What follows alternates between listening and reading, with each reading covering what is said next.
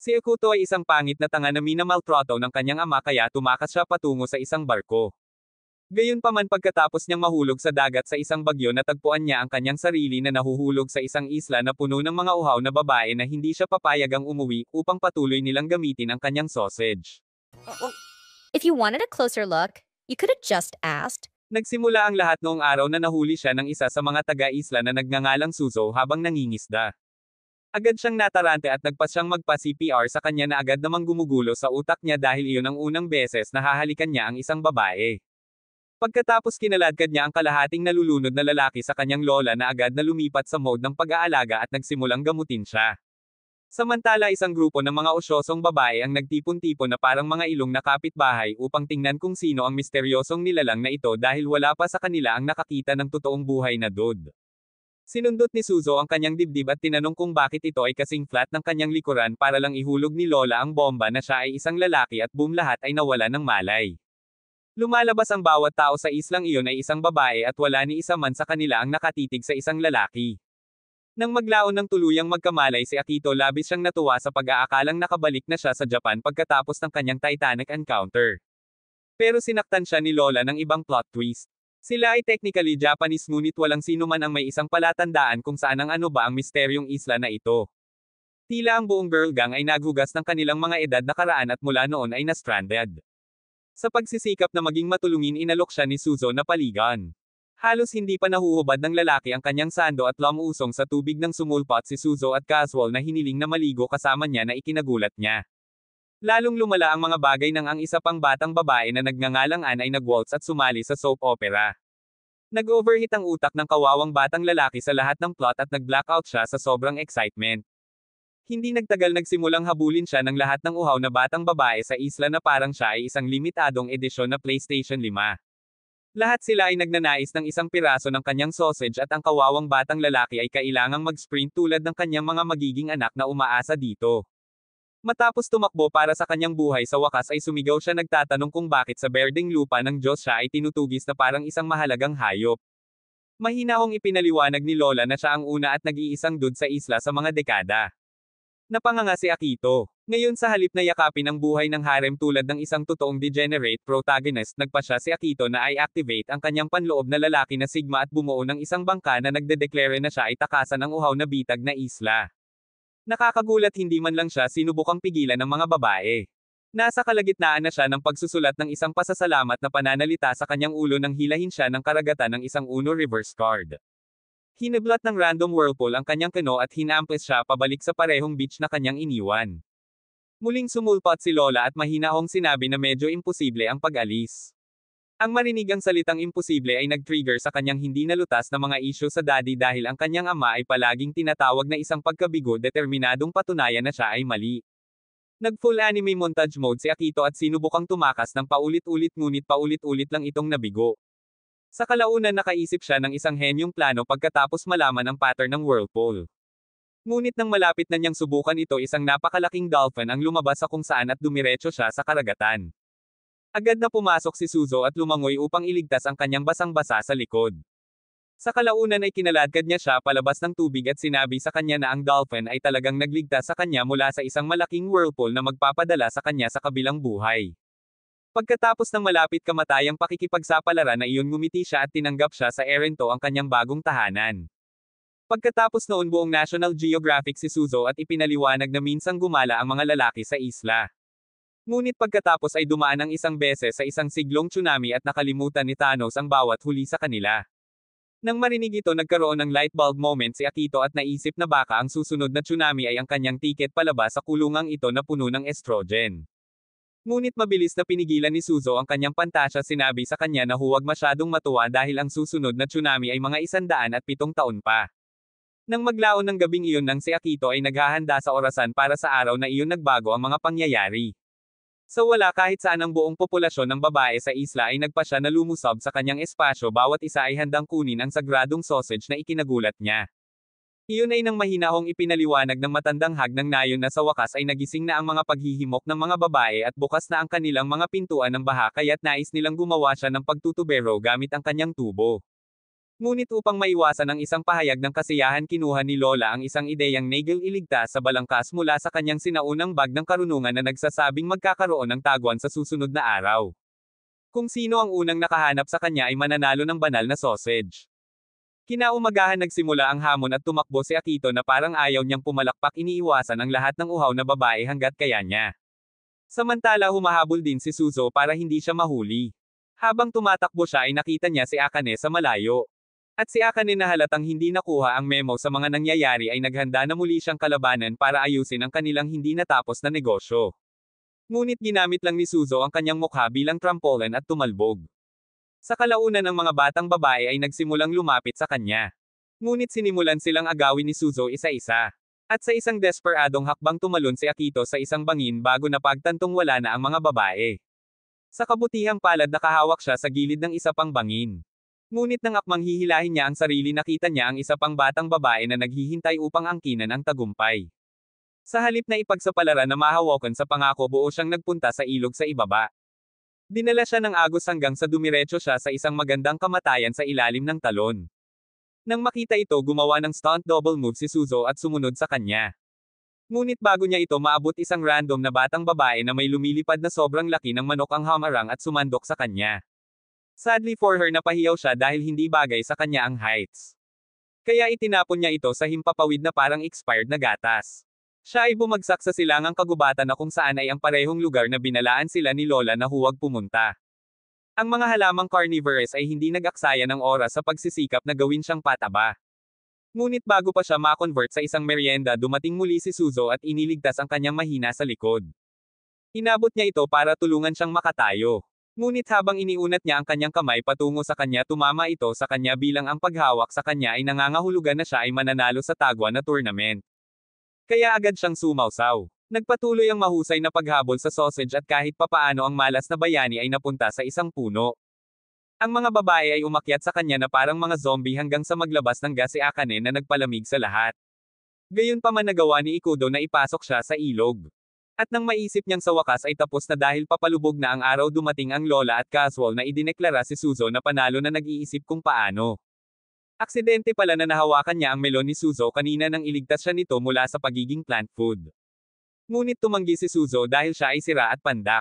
Idinagdag niya na hindi niya ito pipilitin at matiyagang maghihintay na piliin niya ang maswerteng babaeng gusto niya.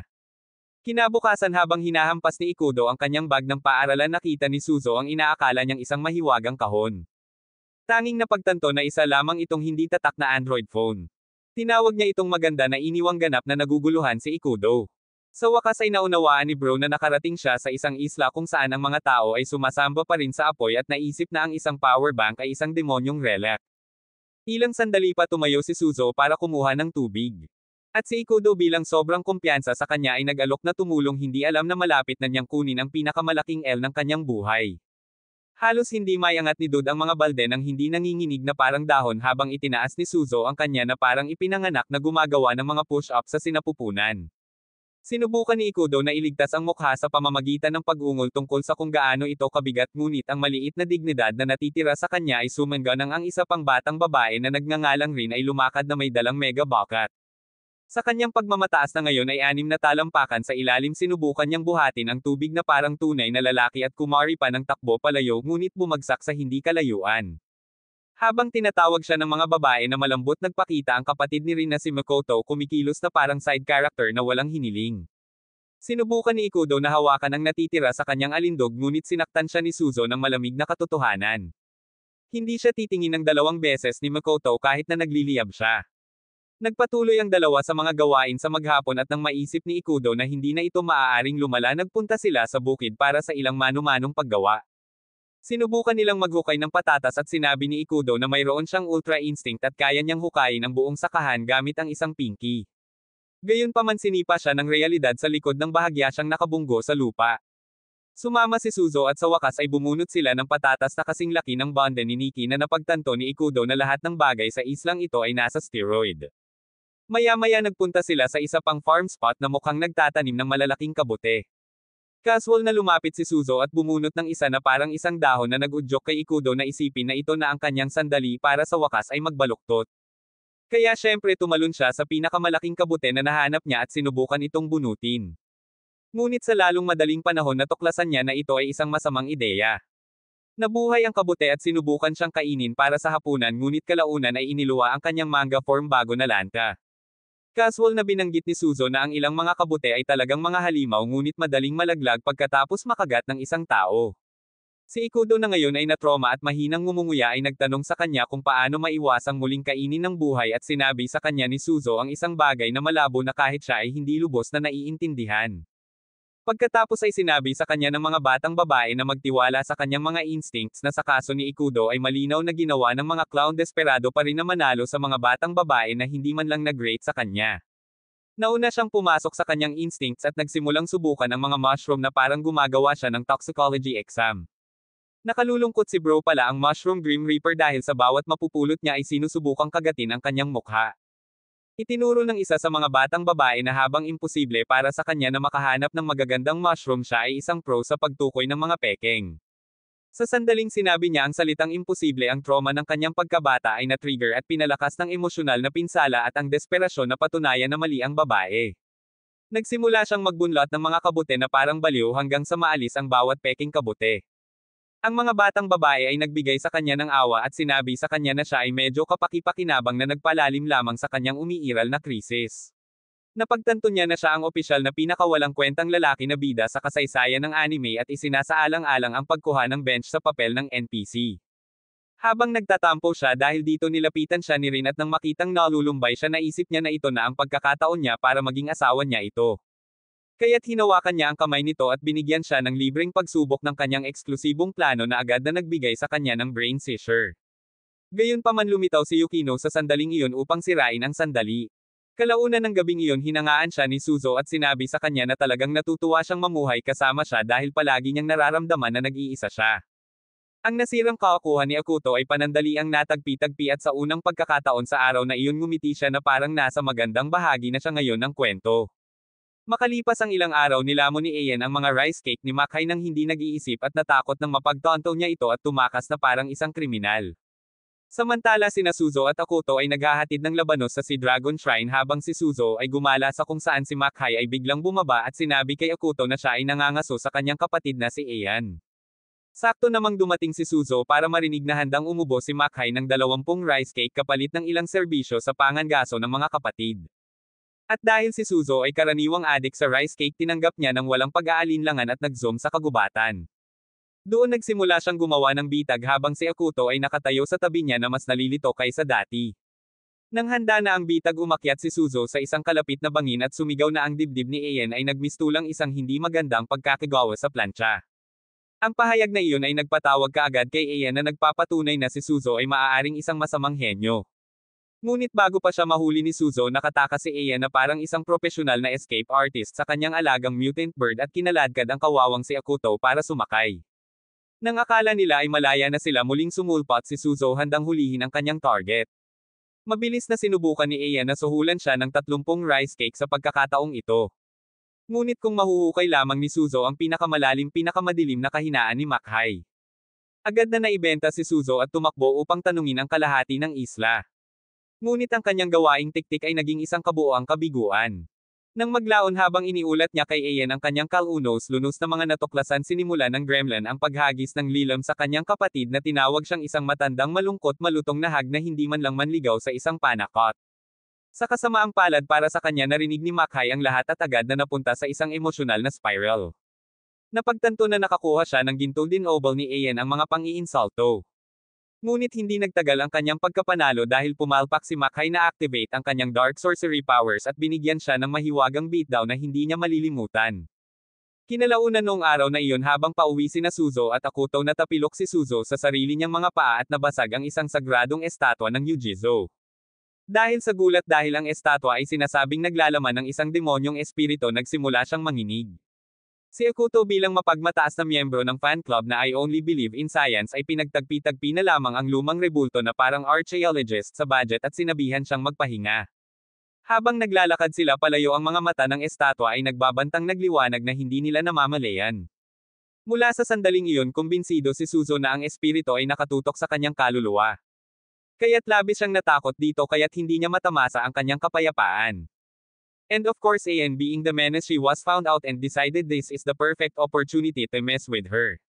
Ngunit nang siya ay handa na upang ilunsad ang kanyang kampanya ng kalokohan ang aktwal na espiritu ay gumawa ng isang sorpresang hitsura na tinakot ang kabaliwan mula sa kanya at nagpadala sa kanya ng diretso sa isang blackout. Narinig ni Akuto ang kanyang sigaw ng kamatayan at lumabas siya at nakita siyang nakahandusay sa lupa. May binulong siya tungkol sa mga multo at pagmumultuhan ngunit inalis ito ni Akuto na parabang isa itong kalokohan sa oras ng pagtulog. Bumalik siya sa loob para lang pumasok sa Suzo na hostage ng isang lumulutang na plushie na demonyo na may ugali. Hindi pa rin nabigla mahinahong hinarap ni Akuto ang espiritu. Sinubukan ng multo na pumunta sa full final boss mode ngunit pinasara ito ni Akuto gamit ang isang one-punch special mula sa playbook ni Saitama. At pagkatapos tinapik-tapik niya ang nakakatakot na bagay sa ulo sinasabing nag-iisa ito at nangakong sasabihin sa lahat na hindi ito multo. Nang maglaon ay pinaalis niya ang demonyo ng mapayapa ayaw pa ring maniwala sa mga espirito kahit nawala na ito sa harap niya. Pagkalipas ng ilang linggo pumasok si Yukino sa kanyang tindahan ng jam para lamang mahuli itong napakataba kulay kakao na furball na pinangalan ng Kuma na naghuhukay sa jelly stash na parang hindi siya nakakain sa loob ng 40 taon. Agad niya itong tinawag na batya ng mantika at isang walang hiyang chowhound na ikinumpara siya kay Suzo na ikinagalit niya kaagad. Pagkatapos ng drama nawala ang oso at nawala ng gana si Yukino sa paghahanap sa kanya. Kaya pinuntahan niya sina Akuto at Suzo para tumulong sa pagsubaybay sa kanya. Nagpasya silang bumuo ng dalawang search squad. Kinaladkad ni Yukino si Akuto sa isang grupo habang si Suzo ay nakipagtulungan sa mga bootleg zoo na hayop na sumunod kay Yukino. Habang naglalakad sina Yukino at Akuto sa kakahuyan napadpad sila sa ilang makapal na bakas ng paa sa dumi na parang kaina hinalang parang matatabang paa ni Kuma. Sa pag-aakalang may gusto sila sinundan nila ang Tugaygayan para lamang makaharap ang isa pang napakalaking oso na kamukha ng clone ni Kuma at may kaparehong napakalalim na tiyan. Ang kanilang paghahanap ay nagpatuloy ngunit ang mga bagay ay naging kakaiba nang sila ay patuloy na tumakbo sa iba't ibang mga brown na oso ang bawat isa ay mas matako kaysa sa huli na parang ang kagubatan ay nagpatakbo ng isang buffet para sa mga matako lamang. Samantala sa kabilang panig ng ilang si Suzo at ang kanyang knock-off Animal Planet squad ay nakabunggo ng walang iba kundi si Anshis trotted in as she owned the forest and tried to take on Suzo bouncing around like a cracked-out idiot. Ang isa sa mga nilalang nakasama ni Suzo ay hindi nagkakaroon nito gayunpaman at agad siyang ibinagsak sa isang puno bago mapayapang ipinagpatuloy ang kanilang paghahanap na parang walang nangyari. Bumalik kasama ang squad ni Yukino si Akuto ay naglabas ng isang sketch ng Kuma at nagsimulang magtanong ng mga random na hayop kung nakita nila ang salarin. Karamihan sa kanila ay binubugbog lang siya dahil sa pag-aaksaya ng kanilang oras. Sa kalaunan isang nilalang ang aktwal na nagbigay sa kanila ng mga direksyon ng walang karahasan at habang sinusundan sila napunta sila sa harap ng isang parang malabo na kahoy na tulay. Maliwanag na nag-aalangan si Akuto ngunit ang kanyang kapareha na may utak na mani ay tumalon sa kanyang balikat at tumakbo sa bitag ng kamatayan nang hindi nag-iisip ng 2 beses. Gayunpaman habang tumatakbo siya sa tulay bigla itong naputol sa kalagitnaan at ang henyo ay nahulog tulad ng kanyang sentido komon. Sa kabutihang palad si Akuto ay tumalon at nahuli siya sa tamang oras nakakapit sa gilid. Ngunit ang kapalaran ay hindi ginawa sa kanila. Ang natitirang bahagi ng tulay ay nagbigay daan ngunit iniligtas sila ni Kuma sa pamamagitan ng pag-ugoy sa tulay na nagdulot sa kanila ng pagbagsak sa sahig ng kagubatan. Nagulat sila nang makita nila si Kuma doon at natuklasan ni Yukino na hinahanap din siya ni Kuma sa pag-aakalang siya ang nawala. Pagkalipas ng ilang araw nagpa siya ang aming batang lalaki na si Akuto na kumuha ng isang stick at simulan ang pag-indayog nito sa kanyang personal na klase ng kendo. Nang tanungin siya ni Suzo kung bakit bigla niyang naisip na siya si Samurai Jack sinabi niyang tungkulin ng isang lalaki na protektahan ang mga babae. Sa kasamaang palad para sa kanya tumingin sa kanya si Suzo na parang nagsasalita ng Greek dahil kung saan siya galing hindi kailangan ng mga babae ng proteksyon. Gayunpaman nagpunta sila upang magdala ng ilang kargamento at naisip ni Akuto na ito ang perpektong oras upang patunayan na mayroon siyang alpha male strength. Ngunit ang mahina ay halos hindi nagbubuhat ng isang kargada habang si Suzo ay casual na humakot ng 3 na parang mga grocery bag bago pa makabawi ang kawawang lalaki sa kahihiyan. Biglang umalangaw-ngaw ang lupa. Lumalabas ito ay isang lindol at agad na lumipat si Suzo mula sa strong woman mode patungo sa scared girl mode at hinawakan ang nalilitong giraffe na sinusubukan pa ring ay proseso ang sitwasyon tulad ng iyong lumang Windows XP sa 1 gig RAM. Maya-maya ay naligo na si Suzo. Ngunit ang nakakagulat ang batya ay kasing tuyo ng iyong DM. Natuyo ang mainit na bukal ng isla mula nang masira ang tubo kanina. Kaya ginawa ng mga babae ang ginagawa ng mga babae. Pinuno nila ng tubig ang isang bar aisle, sinindihan ang apoy sa ilalim at ginawa itong discount sauna. Matapos hugasan ang kanilang paghihirap, nagtipon sila upang pag-usapan ang kanilang kolektibong krisis. Dahil paano sila nabubuhay ng ilang araw na hindi naliligo. Noon nagpa siya si Akoto na mag-ambag ng ilang malaking enerhiya sa utak sa pamamagitan ng pagsasabi sa kanila na hindi kailangan ang pang-araw-araw na paligan at ang isang basang tuwalya ay maaaring gawin ang trabaho. Ang mga batang babae ay tumingin sa kanya na parang siya ang dahilan kung bakit umiral ang global warming at magiliw na ipinaalala sa kanya na ang eksaktong mindset na ito ang dahilan kung bakit walang babae ang nagnanais na bumalik siya sa lungsod. Noong gabing iyon nagkaroon ng ideya si Akoto na magpapabago sa buhay. Iniisip na kung aayusin niya ang busted plumbing system ng isla, sa wakas ay titigil na ang mga babae sa pag-ihaw sa kanya. Kaya sa madaling araw siya ay tumakbo upang gawin ang mainit na bukal at ang mga batang babae marahil ay nag-aalala na baka may iba pa siyang masira ay sumunod sa kanya. Sama-sama natuklasan nilang barado ang bukal.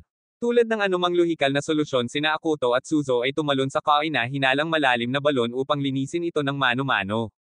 Nang didumihan na nila ang kanilang mga kamay, nag-trigger ng panibagong lindol ang inang kalikasan. Ang buong lugar ay gumuho at sila ay nilamon ng mas malalim sa underground spring. Habang sinusubukang maghanap ng labasan, napansin ni Akoto ang ihip ng hangin mula sa isang siwang at naisip na iyon ang ruta ng pagtakas nila. Ngunit ito ay masyadong mataas upang umakyat. Doon na naman nag-spark ang utak niya. Nagpasya siyang suntukin ang pinagmumula ng bukal, umaasa na ang presyon ng tubig ay magbabalik sa kanila sa ibabaw. O at para lamang magdagdag ng ilang pampalasa, nagpa siya ang isang kaitikot-takot na pulang mata na tubig demonyo na gumawa ng isang panauhin na hitsura sa yungib. Ngunit ang aming mga lovebird ay masyadong nakatutok sa surviving upang mapansin. Sa kalaunan, lahat ng suntok ni Akoto ay nagbunga. Ang tubig ay sumabog na parang geyser at inilunsad sila palabas ng butas na parang basang pansit na maginhawang tinutulungan silang makatakas sa aquatic na demonyo ng kapahamakan sa sandaling bumalik sa lupa at kahit papaano ay buhay pa. Natuwa ang buong nayon dahil natapos na ang kanilang paghihirap sa tubig. Si Suzo sa kanyang karaniwang nalilito ngunit taos-pusong paraan ay nagpasalamat kay Akoto sa pagiging lalaki kahit na wala pa rin siyang ideya kung ano ang ibig sabihin nito. Pagkatapos ng ilang araw na walang ginagawang produktibo, kinaladkad ni Suzo si Akoto sa katimugang kagubatan upang salubungin ang kanyang tinaguriang maalamat na Panginoon na nagkataong naging Panginoon ng silangan sa daan. Paulit-ulit niyang pinapahalagahan ang lalaki na parabang isa itong sinaunang Diyos ng martial arts.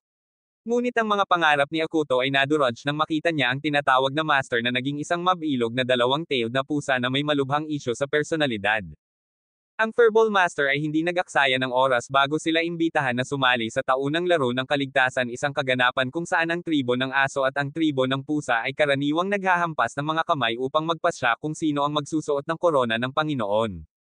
Matalino na sana ang sasabihin ni Akoto, ngunit tila nabigla si Suzo kaya pinigil niya ang kanyang mga reklamo sa kanyang lalamunan. Kinabukasan, oras na ng laro at ang dalawang tribo ay umuungal sa labanan.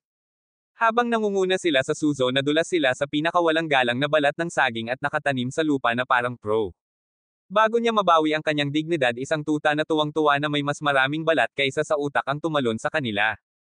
Ngunit hinampis ni Akoto ng balat ng saging ang kanyang mukha na nagpatamba sa kanya. Hindi nagtagal, nakita nilang nanlamig ang pinuno ng aso. At nang papalapit na sila, binitawan na niya ang cliché line na imposibleng manalo ang mga pusa. Iyon lang ang kailangan para matamaan ng ego ni Akoto ang overdrive dahil agad siyang sumugod na parang sinapian ng anime rage. Ngunit bago maging maanghang, lumitaw sina In at Makai nang wala sa oras na binaluktot ang kanilang katapatan sa tribo ng aso. Sa halip na isang all-out deathmatch, ginawa nila ang mas mukhang isang friendly sparring session. At tuluyang nauwi ang laban sa pagkapanalo ng tribo ng aso. Nagsimula silang mag-pop ng haka-haka na champagne. Ngunit bago tuluyang lumipad ang ego trip, ang munting pause, ang master ni Suzo ay sumuko sa pinuno ng aso at ibinaba siya na binaligtad ang mga resulta sa halip na pabor sa mga pusa. Kinaumagahan, nagising si Akoto nang makitang nakaupo sa kanya si Makai. Sinabi niya na titingnan nila ang ilang magarbong pink na puno na tinatawag na sakura at hindi man lang siya nakakuha ng sasabihin sa bagay na iyon.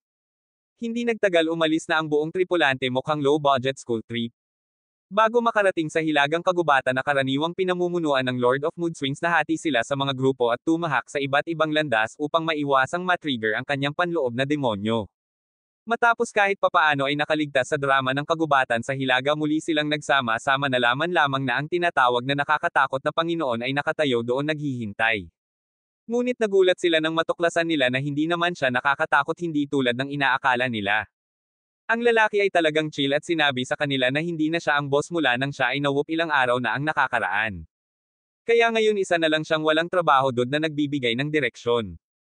Itinuro niya ang mga ito sa rutang patungo sa cherry blossoms.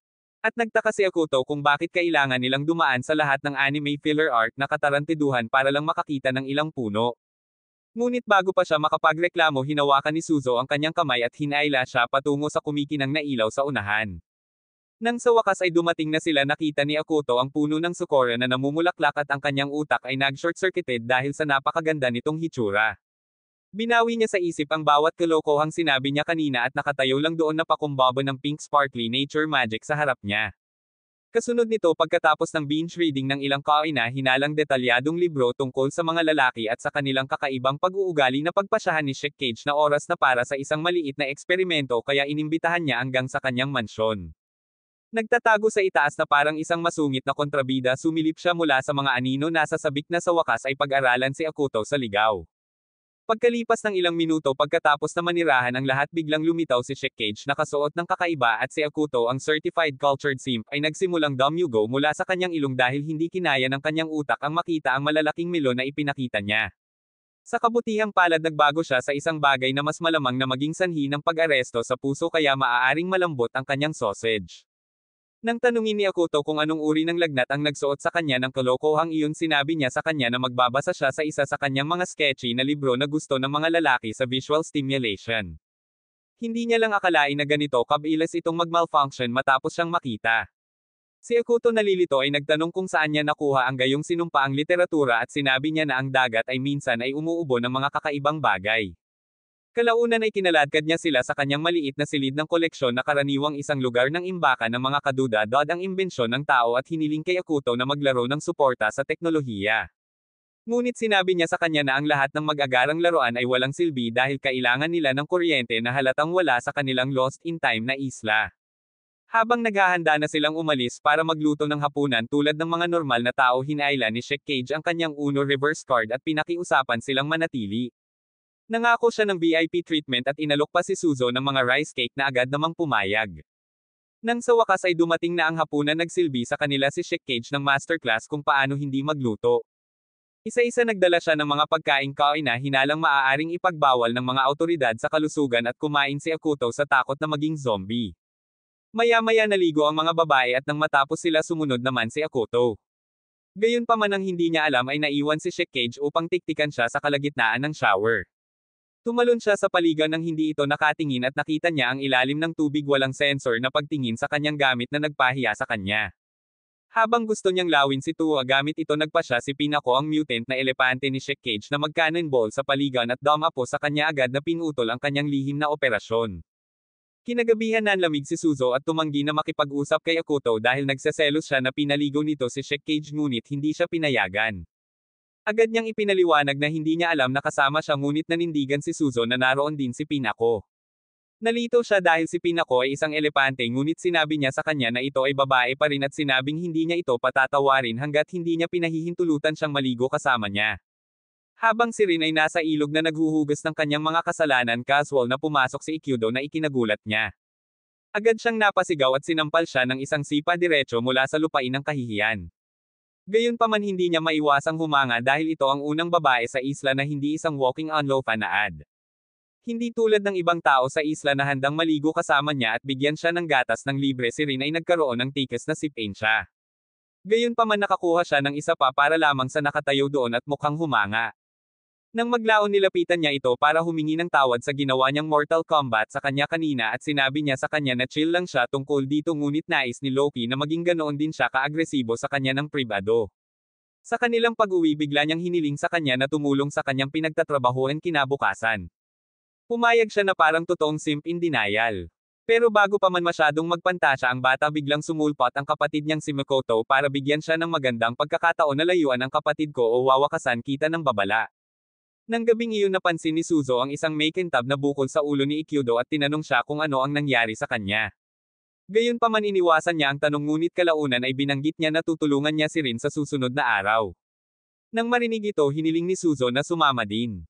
Kinabukasan gumulong sila sa pinagtatrabahuan ni Rin at pagdating nila hindi nag-aksaya ng oras ang nanay ni Rin sa panunokso kay Rin sinabihan siyang siguraduhing hindi lang siya martilyo ngayon kundi mamartilyo rin ni Ikudo. Sa pagsisimula ng trabaho pinagsama sina Rin at Ikudo at talagang nagtrabaho sila ng maayos hanggang sa makita sila ni Makoto at nagpasya na ang selos ay isang wastong katangian ng personalidad. Nilinggan niya si Suzo at nagsimulang magreklamo tungkol sa kung paano maaaring madama ni Ikudo para kay Rin ngunit si Suzo ay pumikit na lang sa kawalan dahil siya ay masyadong single para mabasa kung ano ang ibig sabihin ng mga damdamin.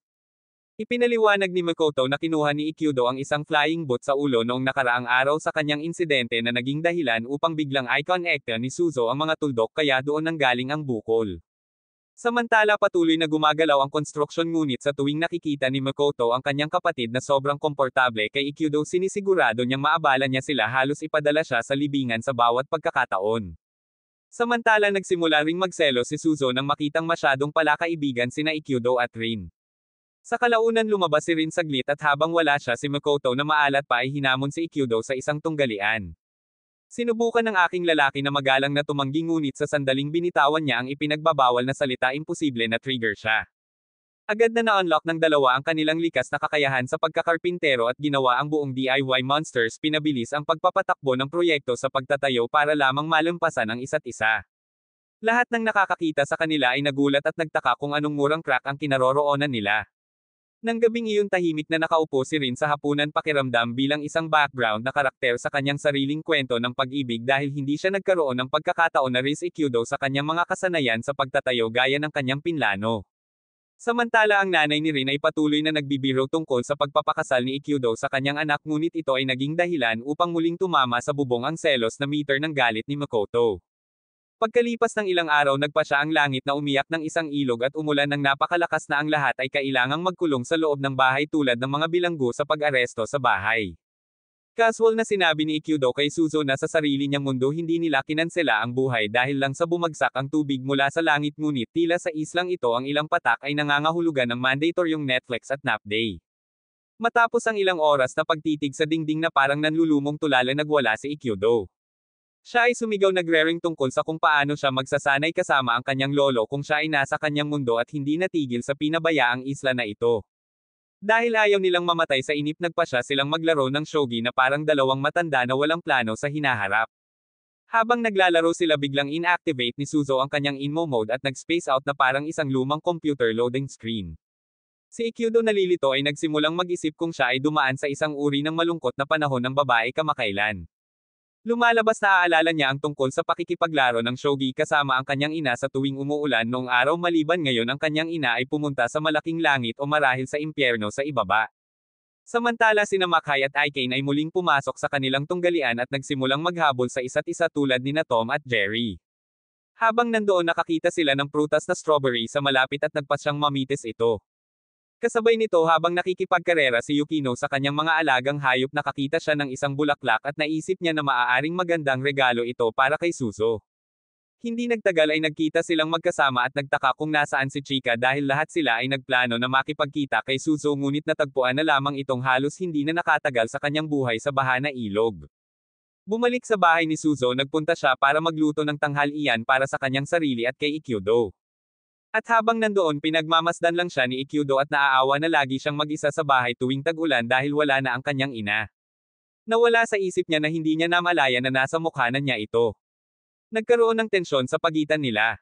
Ngunit bago pa mailabas ni Ikudo ang tensyon sa ibaba ang iba pang mga babae ay maginhawang nagpakita at ipinakita ang kanilang mga regalo na nakita nila sa kanilang paglalakbay na sinasabing nagkataon lamang ang lahat. Ngunit hindi binibili ni Ikudo ang murang kasinungalingan dahil alam niyang narito ang mga babaeng ito para iangat ang mood ni Suzo sa isang espesyal na araw na tulad nito. Ilang saglit pa napagpasyahan nilang lahat na maligo at biglang naghubad ng kanilang mga damit na agad na nagbigay ng glitch sa utak ni Ikudo nang makita ang iba't ibang laki ng lobo na tumatalbog sa kanyang harapan na nagpaisip sa kanya na mamamatay talaga siya sa pagkawala ng dugo kung magpapatuloy ang mga bagay sa ganitong paraan. Nang matapos ang kaguluhan at tuluyang naghiwa-hiwalay ang mga babae na natili si Ikudo upang makipagpuso kay Suzo.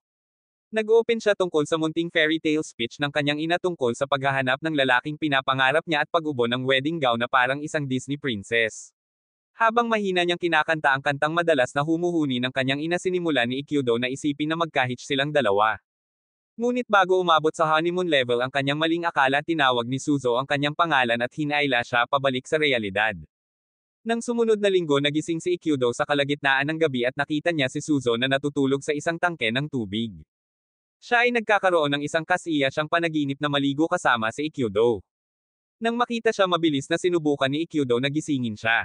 Pero hindi siya nagising dahil nasa panaginip siya kung saan nasa loob niya ito. Kaya't hinailan niya siya palabas ng tubig, ngunit agad na nawala ang isang pinta ng dugo nang makita niya ang buong plot sa pamamagitan ng kanyang transparent na kamiseta. Pagsapit ng umaga, niluto na ng babae ang kanyang sarili ng lagnat at na-diagnose siya ng lola, sinabing kailangan nila ng yelo upang palamig siya.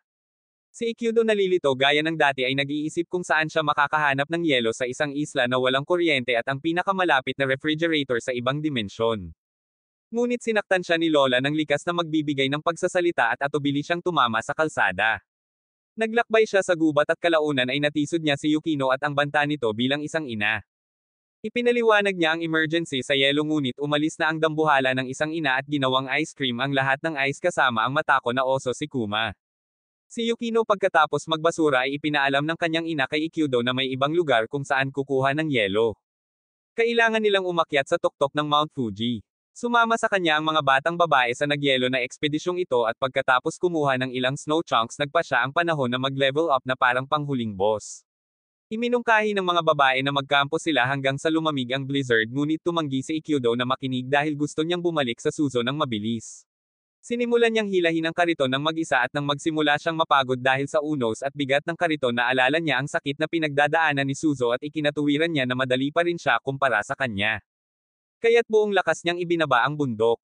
Gayunpaman, hindi nagtagal ay nakakita siya ng babala sa unahan, ngunit dahil naka full throttle siya, nahulog siya sa bundok bago niya napigilan ang sarili.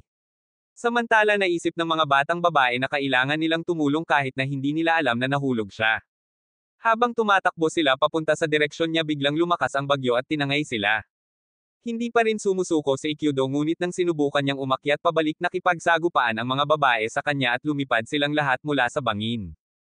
Ang mga batang babae ay pinagsama-sama sa isang napakalaking snowball at nag-crashland sa kagubatan. Mabilis na kumuha si Ikkyudo ng isang dakot ng snow at nagmadaling umuwi. Habang kinakaladkad niya ang sarili sa kakahuyan, biglang lumabas ang ibon ni Yukino at binigyan siya ng sorpresang Uber ride diretso sa pintuan. Sa oras na siya ay umuwi, ang nyebe ay halos sumangga na sa manipis na hangin, halos hindi nag-iiwan ng isang puddle. Gayunpaman, laking gulat niya nang mapagtanto niyang nakabangon na si Suzo at nagniningning na para bang isang kalokohan lang ang lagnat nito bago pa man siya makapagproseso ng anuman. Bumagsak si Ikkyudo at nilanat din, kaya ang mahalagang yelo na kinuha niya ay ginamit sa halip na gamutin siya. Makalipas ang ilang araw, umupo si Makhai sa tapat ng kanyang kapatid na babae sa mesa, masayang kumakain, para lamang bumagsak si Aya ng isang bomba sa kalagitnaan. Sinabing walang lalaking sigma ang mag-aasawa sa kanya dahil hindi man lang siya nakapagpakulo ng tubig nang hindi nasusunog ang kusina.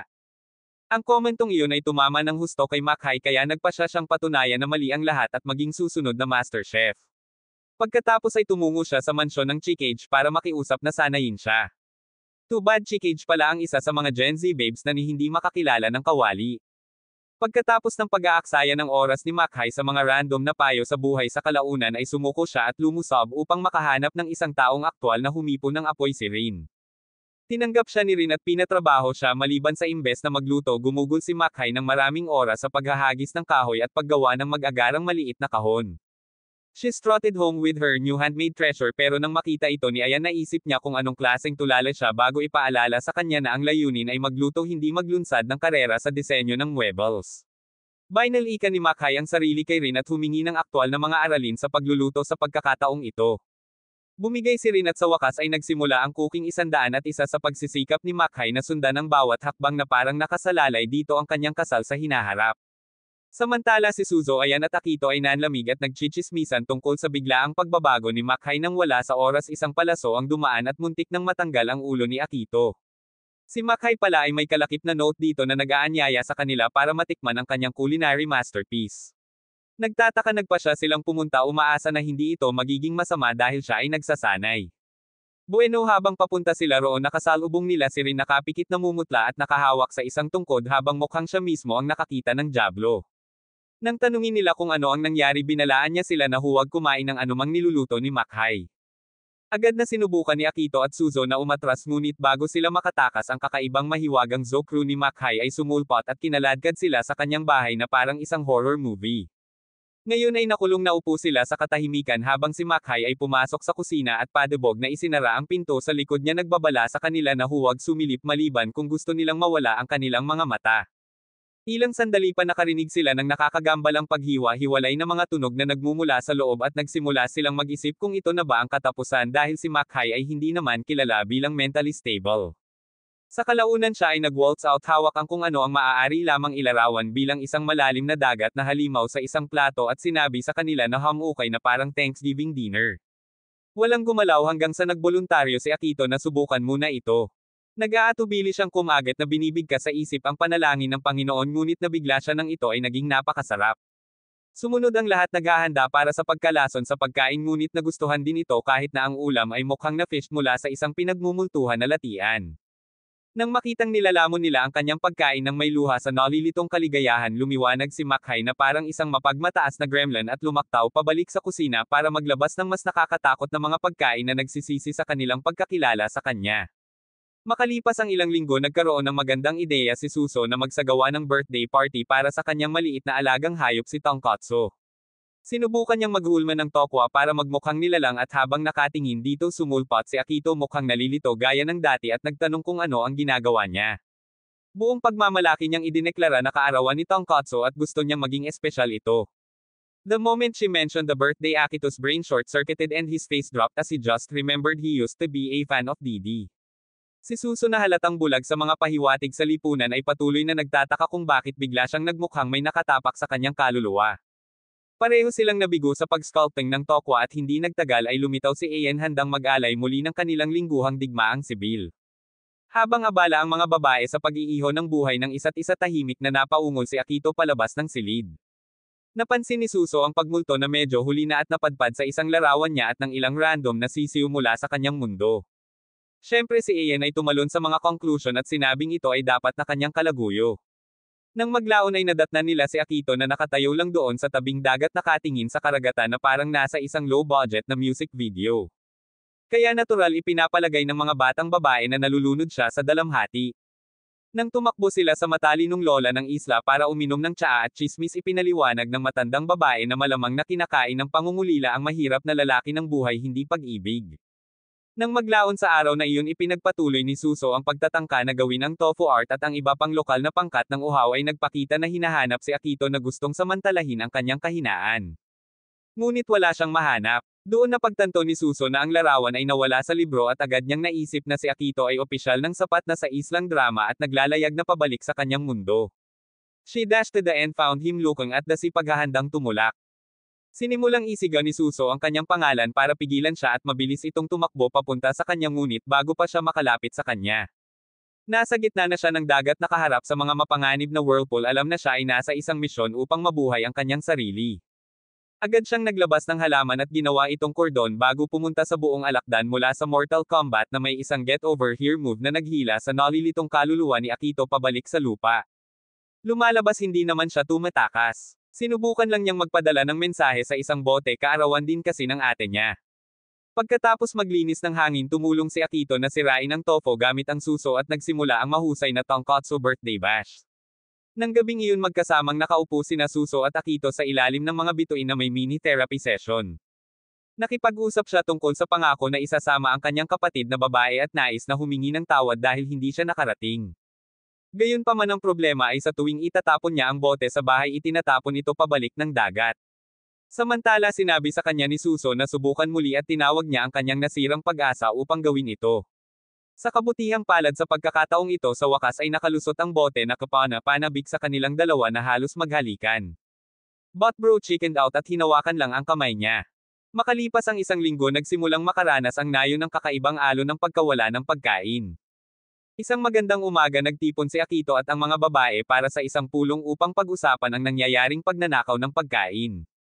Ngunit habang pinag-iisipan nila kung sino ang mahiwagang magnanakaw biglang lumitaw si Makai na may mga kaina hinalang mumo na pinalamutian ang kanyang mga labi. Agad na lumipat ang squad sa detective mode tinitigan siya na parang kakahanap lang ng salarin. Sinimulan nilang i-stalk at mahuli siyang kumakain ng hindi niya pag-aari sa paligid ng bayan at nagpasya silang harapin siya tungkol dito. Inamin niya na bagamat ginawa lang niya ang lahat ng ito wala siyang ideya tungkol sa iba pang mga pagsalakay sa buong nayon. Hindi nasiyahan sa kanyang kalahating pag-amin nagpa siya ang mga batang babae na bumuo ng isang knock-off na unit ng pagsisiyasat ng DSS na may misyon na tuklasin ang pagkakakilanlan ng misteryosong Midnight Glutton. Sumama din sa kanila si Mackay upang ipagtanggol ang sarili sa pamamagitan ng pagpapatunay na hindi siya responsable. Pagkatapos magtanong ng mga ilong tanong sa paligid sinira nila ang pattern ng merienda ng magnanakaw at nahulaan ang susunod na 2 lugar na maaari niyang matamaan. Kaya naghiwa-hiwalay sila sa mga mini-team at nagtungo sa mga nakatalagang eksena sa krimen. Sa kanilang paglalakbay sina Suso at Akito ay napadpad sa isang sakahan ng pipino na ganap na nilabag. Kinagabihan nagtago sila sa bahay ngunit may naramdamang malansa nang magsimulang mag-overthink si Akito nagtataka kung bakit itinago ng magnanakaw ang sakahan ng pipino matapos salakayin ang dambana dahil ang misteryosong matako ay tumatama lamang sa isang lugar bawat araw. Samantala makalipas ang ilang sandali biglang nakita ni Ayan at ng kanyang team ang magnanakaw na nagtangkang magnakaw muli.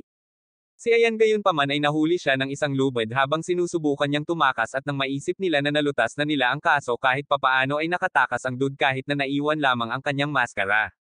Samantala ang pangkat ni Akito ay hindi mabantayan ang isang lugar para sa kanilang buhay dahil silang lahat ay mahimbing na natutulog. Biglang nagising si Akito at napagtantong nabigo sila ng husto sa kanilang panig sa misyon.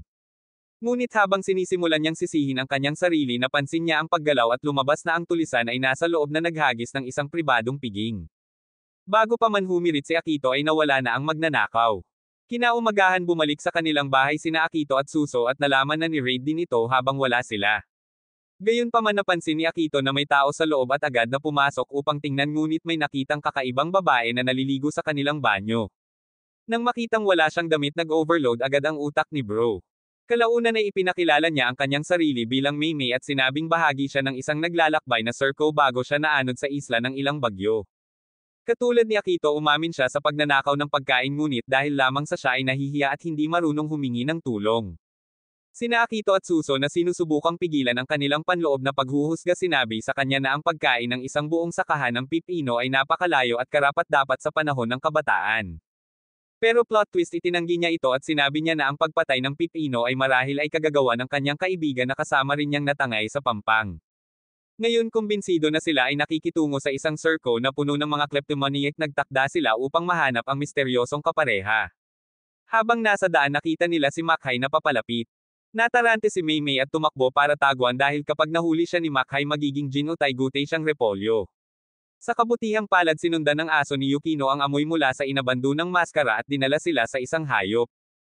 Agad naman siyang niyakap ni Maymay na ikinagulat ni Akito at Suso hindi pala tao ang kasama ni Maymay kundi hayop. Nagalit naman si Mackay dahil buong linggo siyang kinakampihan ng mga kaibigan niya dahil sa 2 clown na ito. Gayunpaman habang naghahanda siyang ilabas ang kanyang galit pinigilan siya ni Akito at sinabihan siyang patawarin ang kawawang babae dahil humingi na siya ng tawad. Pagkatapos ng buong gulo na iyon si Maymay at ang kanyang berdeng tubig na demonyo na nagngangalang Kappa ay nagsimulang manirahan sa isla.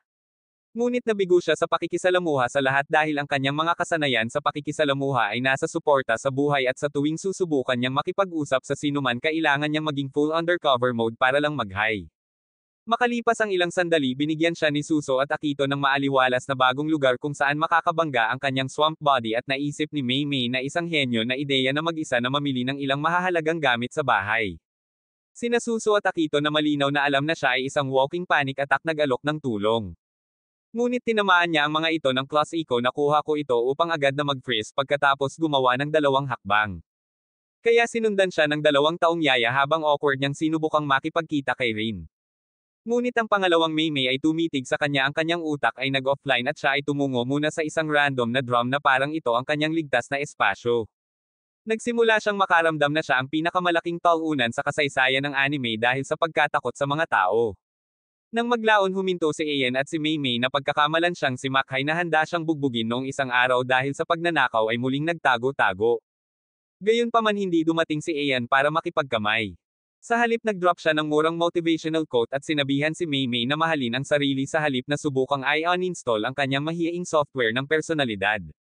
Napatitig ito sa kanya ni Suso at Akito na para bang nalulutas niya ang gutom sa mundo dahil ito ang unang pagkakataon na nagsabi siya ng kahit ano na hindi 78% kalokohan. Pagkatapos ay dumating si Kappa. Ngunit nang makita siya ni Ayen tumili siya at umalis na iwan si Akito na nalilito. Casual na ipinaliwanag ni Suso na si Ayen ay nagdurusa mula sa post-traumatic stress disorder dahil minsan siyang binitukan ng ibang Kappa noong araw. Nang marinig iyon lumiwanag ang utak ni Kappa na kasing laki ng Gisantes at naisip niya na baka kilala nito ang kanyang mga pinsan o kung anuman. Kaya agad siyang humabol sa kanya. Ayan sa buong panic mode halos tumalon mula sa isang bangin na sinusubukang tumakas. Ngunit bago siya maging isang trahedya na flashback ng anime gumawa si Mei Mei ng isang superhero na galaw at itinapat ang kanyang mukha sa lupa. Nang maglaon pinagsama-sama nilang lahat ang iba pang mga babae at sa kauna-unahang pagkakataon nagsimulang maramdaman ni Mei Mei na siya ay pag-aari habang sinisikap ng lahat na gawin siyang komportable. Kaya't lumuhad siya at nagsimulang tumama sa lupa gamit ang kanyang mukha bilang pagpapahalaga. Pagkalipas ng ilang araw lumitaw ang amo ni Suso nang hindi inanyaya at halatang nagulat siya sa pagdating nito. Sinabi ng matandang lalaki na dumating siya na may dala-dalang mensahe para sa Panginoon ng Kanluran para lamang mapagtanto na wala na siya saan man. Tinanong ni Akito kung tungkol saan ang drama at ibinagsak ng master ang bomba na ang ilang random na dude ay umiikot sa mga natitiklop na Panginoon sa rehiyon tulad ng paglalaba. Naimpake na niya ang mga Panginoon ng Silangan at Hilaga at ngayon ang sabi-sabi ay nanlamig siya sa isang lugar sa Kanluran. Gayon din ang Panginoon ng Silangan ay patungo sa kanyang paghihiganti sa misteryosong dude na pumwesto sa kanya mula sa kanyang trono dahil alam na ang sinumang matalo ang Panginoon ng isang rehiyon ay naging bagong Panginoon ng rehiyong iyon. Pagkatapos ay ibinigay sa kanila ng amo ni Suso ang buong paglalarawan ng misteryosong lalaking ito at ang mukha ni Akito ay nagbago na parang isang taong ngayon lang napagtanto na ang kanilang crush ay sa mga babae. Kamukhang kamukha ni Kappa ang taong inilarawan niya. Samantala sa kabilang bahagi ng Nayon Gumulong ang Panginoon ng Silangan at matapang na hinamon si Kappa sa isang tunggalian. Ngunit sa sandaling dumapo ang kanyang mga mata sa pinakamagandang babae na nakita niya mula nang ipanganak si Mei Mei ibinagsak niya ang buong ideya ng tunggalian at hinawakan siya na parang huling pagkain niya sinabing siya na lang ang kukuha sa kanya. Akito Suso at ang matanda ay huminto sa oras upang makita ang Silangan na Panginoon na hawak si Mei Mei na hostage. Ang galit na maliit na pusa ay nagbanta sa kanya na ihulog ang babae ngunit ang furball ay hindi sapat na nakakatakot at ang Panginoon ay sumugod kaagad. Hinabol siya ng squad ngunit out of nowhere lumabas ang asong ito at sinuri ng katawan ng oso. Ito ay ang dating Panginoon ng Hilaga. Ipinahayag ni Ginoong Tiger na siya ay dumating upang kunin ang mandirigma na tumalo sa kanya pabalik sa Hilagang Kagubatan upang maging susunod na Panginoon. Napakurap-kurap ang lahat ng mapagtantong si Mei Mei ang tinutukoy niya iniisip kung siya rin ba si Mei Mei na halos hindi makapagsalita ng dalawang salita nang hindi natutunaw sa sahig dahil sa kahihiyan. Lumalabas sa kanilang huling pagkikita aksidenteng nabato ni Mei Mei ang kanyang ulo habang tumatakbo mula sa kanya dahil sa kanyang pagkamahiyain. Ngunit napagkamalan ito ng tigre para sa kanyang matalinong diskarte sa pakikipaglaban kahit na ito ay isang kabuoang pagkakataon. Habang sinusubukan pa rin ng lahat na ay proseso kung paano nakakuha ng panrehiyong panalo ang isang mahiyaing bin tulad ni Mei Mei ang Panginoon ng Silangan ay nakatakas na muli. Lahat sila ay humabol sa kanya at nang maisip niyang ligtas na siya bumalik ang tigre at hinampas siya sa pangalawang pagkakataon. Pagkatapos ay inagaw niya si Mei Mei at tumanggi siyang ibalik sinabing kailangan niyang pamunuan ang Hilagang Kagubatan. Hindi papayag si Akuto na dumausdas at pumasok na parang sirang bayani na walang mawawala. Hinamon siya ni Tiger Dude na one-on-one para sa babae. Makukuha ng mananalo ang prinsesa. Agad silang nagayos ngunit alam na ni Akuto na malapit na niyang suluhin ang bogbog ng kanyang buhay. Kasunod nito ang tigre ay nagpunas ng sahig kasama niya. Ngunit nagpatuloy si Akuto gamit ang nanginginig na pamamaraan na itinuro sa kanya ni Lolo. Ngunit hindi ito nagjack at ang bata ay patuloy na inaalog na parang isang murang piya dagdagan o bawasan ata. Samantala isang hindi kilalang nilalang ang nanunood at nag-e-enjoy sa laban sa malayo. Nang hindi na makayanin ang pambubugbog dumaan siya na parang ninja at ibinulong ang cheat code kay Akuto na sinasabing tamaan siya sa pagitan ng mga buntot. Hindi nag-aksaya ng oras si Akuto. Tinutukan niya at tinamaan ang tigre sa rehiyon ng buntot agad siyang dinasarmahan. Nang makita ito tinanggap lamang ng tigre ang kanyang pagkawala bilang isang karangalan at tahimik na umalis. Hindi nagtagal ay nabangga niya ang Panginoon ng Kanluran na casual na umamin na siya ang nagsabi kay Akuto ng mahinang lugar ng tigre. Tila naisip niya na sinusubukan lamang ng tigre na sanayin ang kawawang bata ngunit itinanggi ng tigre na hindi niya alam ang kanyang sinasabi. Bumalik sa eksena marahang hinawakan ni Mei Mei ang kamay ni Akuto at nagpasalamat sa pagtatanggol sa kanya. At doon tumayo si Suzo sa gilid na may kakaibang ekspresyon na nagpapakitang nagseselos siya. Lumipas ang ilang linggo at isang gabi napadpad si Shekage sa isang kaoy na hinalang maalikabok na libro na nakatago sa madilim na sulok ng kanyang library. Sa halip na isipin ang kanyang negosyo tulad ng isang normal na tao nagpasya siyang magbasa mula dito at isang mabangis na spell sa kalaunan pinaulanan ng kidlat ang bawat bahay sa isla. Kinaumagahan nagising sina Suzo at Akoto na kakaiba ang pakiramdam. Tumingin sila sa salamin at napagtantong mayroon na silang mga buntot at mabalahibong tainga lumalabas upang makakuha ng mga sagot. Sila ay sinalubong ng mas nakakagambalang mga tanawin dahil ang buong nayon ay naging ilang baluktot na tao hayop na cosplay convention. At ang lahat ay naglalakad sa paligid tulad nito ay isa pang Martes. Hindi nagtagal ay nakilala nila si Shekage at nagulat na siya ay ganap na normal. Casual niyang sinabi sa kanila na siya ang nasa likod ng kaguluhan ngunit naisip nila na nagsasalita siya mula sa kanyang likuran hanggang sa iwagayway niya ang kanyang mga kamay at gumawa ng ilang bagay sa Hogwarts. Nag-short circuit ang utak ni Akoto dahil ang lahat ng gulo na ito ay sumalungat sa kanyang tapat na pagmamahal sa agham. Nang magpakita siya na handang eye dropkick si Shekage sa susunod na linggo lumokso ang bruha sa isang tangkay ng Wallis at lumipad na ikinagulat ni Akoto na nagsimulang muling pag-isipan ang kanyang mga pagpipilian sa buhay dahil nilabag nito ang lahat ng batas ng agham na alam niya. Matapos mabawi ang ilang mga selula ng utak sinugod ng grupo ang silid-aklatan upang makahanap ng isang bagay na kapaki-pakinabang minsan. Kinuha nila ang isang sketchy na libro na may label na seal at sa hindi na pagkabigla ng sinuman bumukas ito ng mag-isa at iniluwa ang isang genie. Binigyan sila ng sparkly dud ng 7 wish na parang Black Friday at agad na sinayang ng mga babae ang 4 sa kalokohan. Samantala si Akoto ay nalilitong nakatingin lamang hindi naniniwala sa kanyang mga mata na may 3 hiling na lamang ang natitira. Sa wakas nagkaroon sila ng eureka moment at nangatuwiran na kailangan nilang hulihin si Shekage. Kaya nag-wish sila at may nahulog na payong mula sa langit habang si Shekage ay nag-waltz lang para makulong na parang langaw sa bote ng soda. Itinali nila siya at binigyan ng litsyon ng kanyang buhay ngunit nakalimutan nila na si Janice ay hindi dumating ng may katapatan. Sa sandaling ipaalam sa kanila ng genie na mayroon silang 2 nais na natitira sinamantala ni Shekage ang pagkakataon at ginawa ang kanyang sariling hiling-hiniling na palayain siya na ikinagulat ng lahat. Ngayon hanggang sa isang hiling lang. Ang lahat ay naging mga ligaw na unggoy na sinusubukang agawin ang huling say.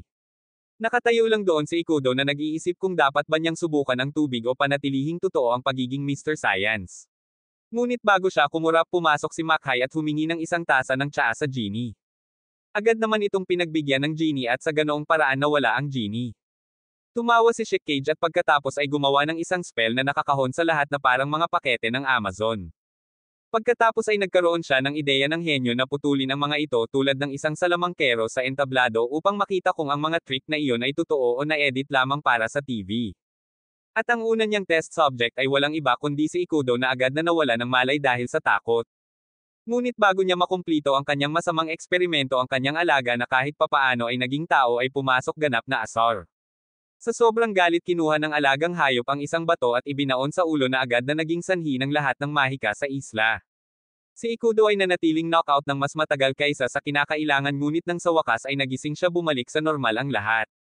Ang mga tao ay naging tao muli ang mga buntot ay nawala at ang kaguluhan ay nabaligtad ngunit sa halip na pasalamatan ang mga Diyos ng anime sa hindi pag-iwan sa kanila bilang mga exhibit ng zoo ang tulala ay humikab lamang at ipinagkibit balikat ang lahat bilang isang kakaibang panaginip.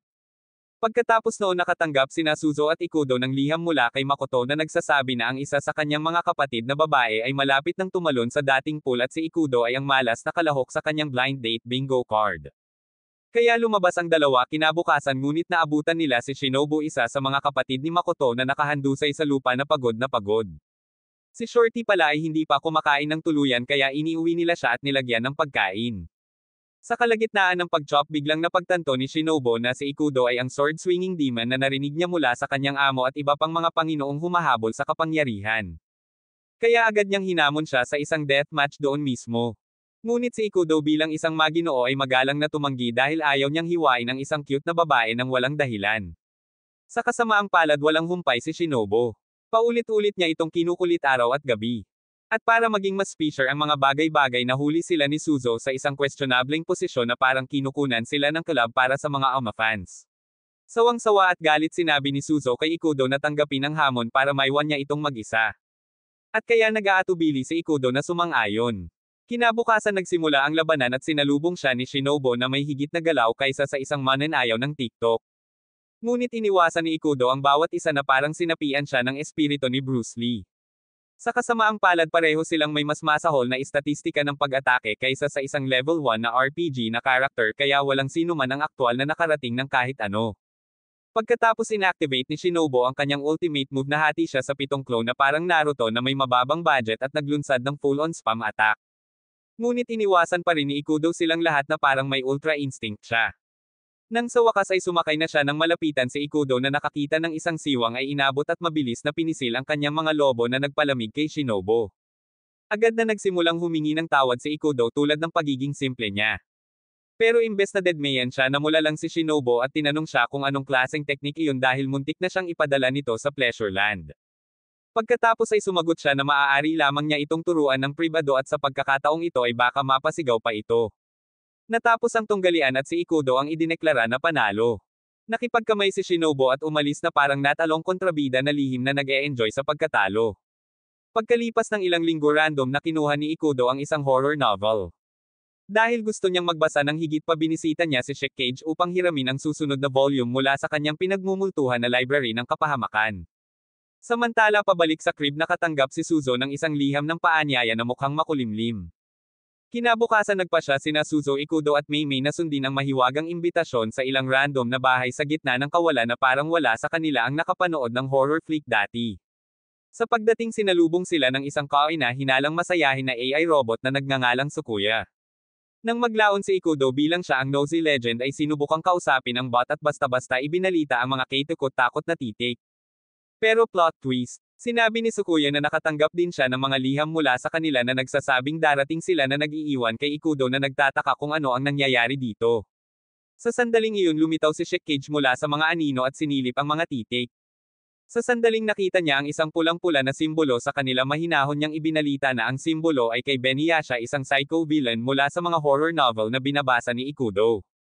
Ayon sa kanya ang mga tinatawag na nobela ay hindi kathang-isip.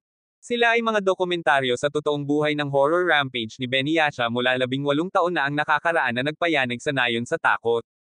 Pero biglang nawala yung dude kagaya ng crush mo pagkatapos mong mag-high.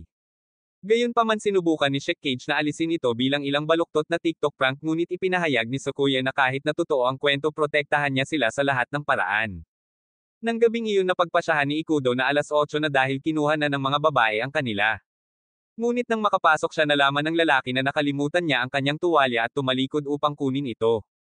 Naisip niya na nag-aral sa Stockholm at red flags na sandali na niya para sumikat at sinundan siya sa pag-aakalang makukuha niya ang kanyang hindi sinasadyang steamy plot moment. Ngunit salamat sa zero situational awareness hindi niya alam na tumalikod si Ikudo. Kaya tumalon siya sa paliga na parang isang kulturang tanga at niyakap ang inaakala niyang Ikudo. Para lang lumingon ang lalaki at hindi si Ikudo. Natuklasan niyang isa itong nakamaskara na nakakatakot na weirdo at sumigaw siya bago nawala ng malay. Nang marinig ang hiyawan nagmadaling pumasok sina Ikudo at Sukuya at nakitang naka-knockout siya. Nang magkamalay siya at makita si Ikudo sinaktan niya ito dahil sa pananakot sa kanya kahit na hindi alam ng kawawang lalaki ang nangyari. Biglang si Ann ay nagsimulang kumamaw ng husto sa sarili at doon na lumitaw ang huling amo. Isang misteryosong dude na may kumpiyansa ng isang lalaking hindi kailanman gumamit ng deodorant ang lumitaw at casual na inihayag na ito ang epekto ng pinakamalakas na Makati na lotion sa isla. Pagkatapos ay ipinakilala niya ang kanyang sarili bilang Beniyasha. Tinanong ni Ikudo ang kilabot kung ano ang kanyang pakikitungo at ang clown na ito ay casual na sumagot na nag-enjoy lang siya sa panunood ng mga batang babae na sumisigaw sa takot. Ipinagmamalaki niyang inihayag na nagsimula siya saan at hindi tumitigil hanggang sa ang bawat huling babae ay nakatikim ng kaguluhan. Pagkatapos ay idinagdag niya na ang pangangati ay tatagal ng isang buong linggo maliban kung ang antidote ay inilapat. Pagkatapos ay tumakbo si Beniyasha kasama sina Ikudo at Sukuya na humabol sa kanya ngunit nagawa niyang makatakas. Samantala ang mga batang babae na ganap na nakakalimutan ang kabaliwan sa labas ay abala sa pagpaplano kung paano ipalakpak si Ikudo sa isa sa kanila ng gabing iyon. Ang bawat isa ay pumili ng isang silid at naghintay para sa napiling sandali. Nakalulungkot ang kanilang mga romantikong pantasya ay malapit ng masira dahil napagpasyahan ni Beniyasha na oras na para sa mga jump scare. Isa-isa siyang gumapang at pinalamig sila o ginawang mga naglalakad na crackheads. Pagkatapos ay dumating ang turn ni Suzo. Si Beniyasha na nakadamit tulad ng Ikudo ay pumasok sa kanyang silid at si Suzo sa pag-aakalang nanalo siya sa Ikudo lottery ay natuwa. Para lamang humila ang Ikudo at napagtanto niyang papalakpak siya ng libre. Sinimulang habulin ni Ikudo si Beniyasha at pareho silang napunta sa rooftop. Noon naalala ni Ikudo na takot siya sa taas. Ngunit nang malapit na siyang magkaroon ng mental breakdown binitawan ni Beniyasha ang ipinagbabawal na salita imposible. Iyon lang ang nag-trigger ng rage mode ni Ikudo. Siya ay tumalon sa kanya tulad ng isang masugid na hayop ngunit si Beniyasha bilang isang mad ulash na payaso ay inihagis ang mga antidote sa hangin. Si Ikudo sa halip na mag-isip na parang tao ay tumalon sa kanila at bumagsak sa lupa bago siya nailigtas ni Sukuya. Nag-transform si Beniyasha bilang isang saranggola. Siya fluttered palayo sa langit habang Ikudo nakahiga doon kinasusuklaman ang kanyang pag-iral para sa pagiging walang silbi. Gayunpaman ang katotohanan ay ang tunay na Beniyasha ay hindi pa umalis sa gusali. Lumalabas si Shikage ang nasa likod ng buong Serco na nagpaplano kasama ang kanyang ina ang aktwal na Beniyasha. Ang kanyang ina ay nagliliwanag din bilang ang misteryosong may akda na ginawa ang lahat ng mga ligaw na kaganapang ito sa mga nobela para mabasa ng mga tao. Pagkalipas ng 2 linggo aksidenteng natamba ni Makai ang isang estatwa na hindi namamalayang nasira ang selyo sa isang malikot na tinuki na demonyo na nakulong sa loob ng 1,000 taon. Ang nilalang na ito ay nagtataglay ng kapangyarihang maghugis sa halos anumang bagay gamit ang kakayahang ito na magdulot ng kaguluhan sa buong lungsod. Gayunpaman mayroon itong isang kapintasan. Palaging nakabakaka ang tiyan nito na ginagawang hindi perpekto ang mga disguise nito. Determinado siyang bitag muli walang kapagurang hinabol ni Makai ang demonyo. Bagamat patuloy itong nawala salamat sa mapanlinlang na pagbabago nito sina Ikudo at Suzo ay sumama sa huli. Ngunit ang manluloko ay nagawang dayin silang lahat na labis na ikinadismaya ni Makai. Matapos gumugol ng buong araw sa isang ligaw na paghabol ng gansa ang grupo ay bumagsak sa pagod. Ipinahayag ni Ikudo ang kanyang inis na sinasabing nilalaro sila ng nilalang para sa mga tanga sa buong araw. Nagulat si Suzo sa kanyang mga salita dahil karaniwan na niyang tinatalikuran ang anumang supernatural. Sa kagustuhang subukan siya bigla niyang sinabi na imposibleng mahuli ang isang tinoki. Sa kanyang pagtataka agad na pumayag si Ikudo. Dahil sa sandaling iyon hinawakan siya ni Suzo at ipinahayag na nahuli niya ang shapeshifter. Inilantad nila ang mabagsik na tiyan nito at mabilis na itinali ang nilalang sinigurado ito kasama si Aen upang maiwasan ang isa pang pagtakas. Natigilan si Makai na nakita ni Suzo sa pamamagitan ng pagbabalat kayo nang hindi siya nagseselo sa koneksyon ni Suzo kay Ikudo ay nagsimulang bula. Sa huli-muling tinatakan ni Makai ang mapanghimagsik na demonyo pinabalik ito sa kung saan mang underworld kung saan ito gumapang palabas. Di nagtagal natagpuan nila ang totoong Ikudo na walang malay sa malapit. Nang sa wakas ay nagising siya ipinalagay niya na ang lahat ng nangyari ay isang kakaibang panaginip lamang ayaw pa ring maniwala na ang mga demonyo ay totoo. Nang sumunod na araw gumala si Yukino sa kagubatan at napadpad sa isang makulay na asul na balahibo. Pinag-isipan niya kung ito ba ay kabilang sa mythical bluebird. Samantala kinaumagahan ipinagpatuloy ni Ikudo ang kanyang pagsasanay. Pinuri ni Suzo kung gaano siya napabuti at ibinahagi ni Ikudo na nilalayo niyang harapin ang isang tao mula sa kanyang nakaraan sa sandaling bumalik siya sa bahay. Bago pa matuloy ang usapan biglang tumakbo si Suzo. Tahimik na binanggit ni Ikudo na marahil ay oras na para bumalik siya. Sa tabi ng ilog inamin ni Suzo na ayaw niyang umalis siya. Di nagtagal na abutan niya si Yukino na sabik na ipinakita ang asul na balahibo sa paniniwalang ito ay katibayan ng pag-iral ng maalamat na ibon. Iminungkahi ni Yukino na sabay nilang hanapin ang nilalang. Nag-alinlangan si Suzo sinabing kailangan niyang manguha ng panggatong. Ngunit ang oso ni Yukino ay may iba pang mga ideya at pinasigla siya. Bumalik sa tahanan ni Suzo ipinaliwanag ng palaging madaldal na manok kay Ikudo na kung sino man ang makakahanap ng asul na ibon ay bibigyan ng hindi kapani-pani walang swerte. Nanatiling nagdududa si Ikudo at nagpasyang kumuha na lang ng tubig. Sa ibang lugar ang mga batang babae na sinamahan ng kanilang mga kasamang hayop ay nagpatuloy sa kanilang paghahanap. Hindi nagtagal nakakita sila ng kakaibang ibon at humabol na nahulog sa isang malalim na siwang. Bumalik si Ikudo upang makitang walang laman ang bahay at nag-alala. Determinado siyang mahanap si Suzo pumunta siya sa kagubatan. Nakuha ni Tonkotso ang kanyang pabango at ginabayan ang daan. Sa kabila ng kasunod na pagbuhos ng ulan nagpatuloy si Ikudo dala ng pag-aalala. Out of nowhere lumitaw ang maalamat na asul na ibon. Bagamat hindi naniniwala si Ikudo sa gayong katarantiduhan ang desperasyon ang umakay sa kanya na sundan ang landas nito. Maya-maya narinig niya ang boses ni Suzo na umaalingaw-ngaw mula sa siwang. Nang matagpuan niya ang mga babae biglang nagbago ang asul na ibon bilang kakaibang nilalang. Nakita nila kanina ang tunay na pagkakakilanlan nito na matalinong nakatago. Sa pagtutulungan ng lahat nagawa nilang iligtas sina Suzo at Yukino. Kalaunan ay nagtayo si Rin ng bakod sa paligid ng lugar upang maiwasan ang mga sakuna sa hinaharap. Pagkatapos ng pagsubok sina Ikudo at Suzo ay umuwi. Sa kanyang puso nagpasya si Ikudo na lumakas hindi lamang para sa kanyang sarili kundi para protektahan din si Suzo. Makalipas ang mga isang linggo na puno ng aktibidad ang buhay na nayon habang naglilibot si Suzo na namimigay ng mga gulay. Gayunpaman nagkamali siya dahil mayroon siyang utak na mani tulad mo. Malumanay na pumasok si Ikudo tinulungan siyang itama ang kanyang mga pagkakamali upang matiyak na ang lahat ay naipamahagi ng patas. Kinabukasan naging curious si Suzo nang mapansin niyang papaalis si Ikudo sa isang lugar sa madaling araw. Sa lokal na paaralan nakita ang Chikage Shinobu at Makai na nagtuturo ng iba't ibang asignatura. At nagulat si Suzo si Ikudo pala ang guro sa matematika. Ang hindi niya namalayan ay marami pala sa mga babaeng pumapasok sa klase niya ang nandoon para lang mapabilib siya. Kinagabihan hayagang inamin ni Suzo kay Ikudo na hindi niya gusto ang paaralan at matematika. Sa halip na itulak siya pinili niyang igalang ang kanyang nararamdaman. Samantala ang iba pang mga guro ay nagtipon upang mag-isip ng paraan para mahikayat si Suzo na pumasok sa paaralan. Sa kabila ng kanyang kawalan ng interes talagang naniniwala sila na ang edukasyon ay makikinabang sa kanyang kinabukasan. Bagaman nag-aalangan sa una sumang-ayon si Ikudo na suportahan ang kanilang plano pagkatapos makita kung gaano sila nagmamalasakit. Nang sumunod na araw habang naglalakad sa nayon sina Suzo at Ikudo ay nakatagpo ng isang grupo ng mga batang babae sa isla na lihim na nagsisikap na pasukin si Suzo sa paaralan. Nang maramdaman ang kanilang tukana sinubukan ni Suzo na makawala. Ngunit natigilan siya nang bigla siyang pinadala sa isang silid-aralan. Inis ngunit naipit sinubukan niyang makatakas ngunit marahang pinigilan ng kanyang mga kaibigan. Nakiusap sila sa kanya na subukan ang paaralan. Naantig sa kanilang pagsisikap at sinseridad at ubiling sumang-ayon si Suzo na napagtanto na naniniwala sila sa kanya at gusto nila ang pinakamahusay para sa kanya. Bumalik sa paaralan siya ay malugod na tinanggap at hindi nagtagal ay natuklasan na si Ikudo ang nagtuturo sa kanya ng matematika.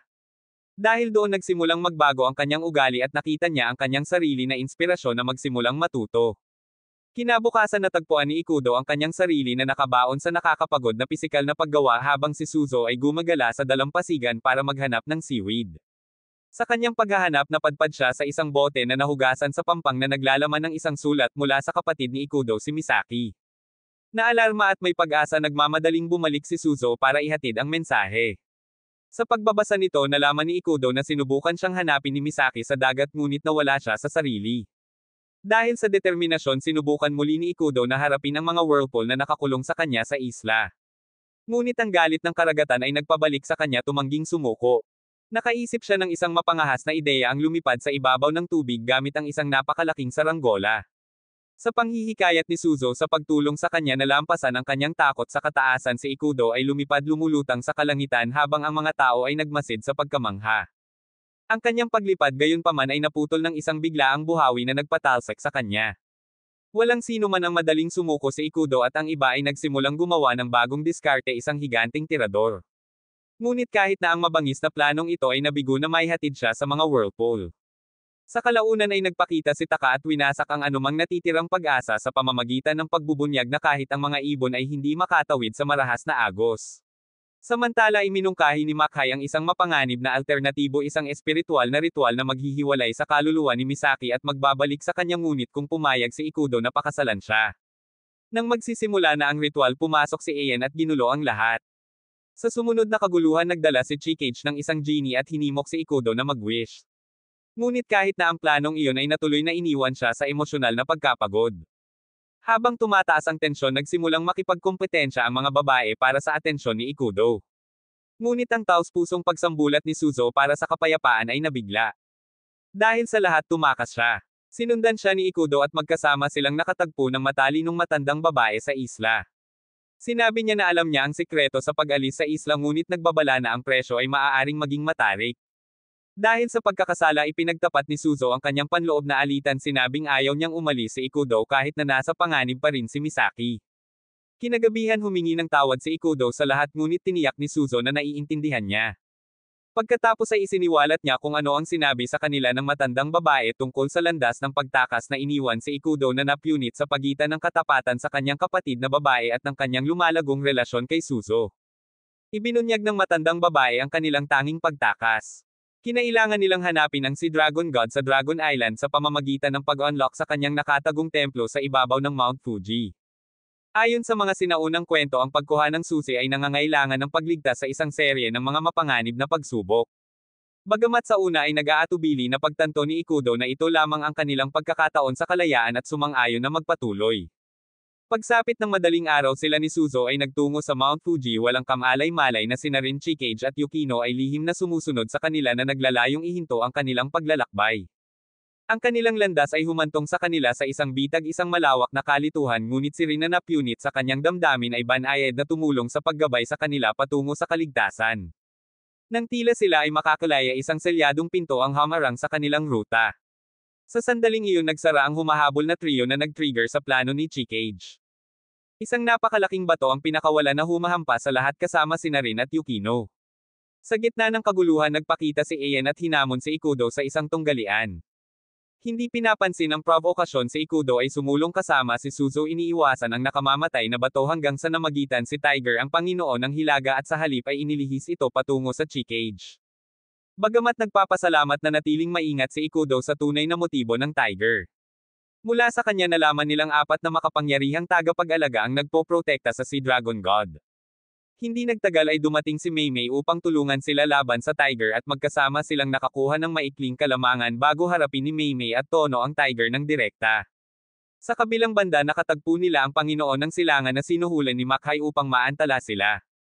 Sa sobrang swerte, nasangkot si Shinobu at pagkatapos ng hindi pagkakaunawaan, nauwi sa pakikipaglaban sa Panginoong Silangan na pinayagan sina Ikudo at Suzo na magpatuloy.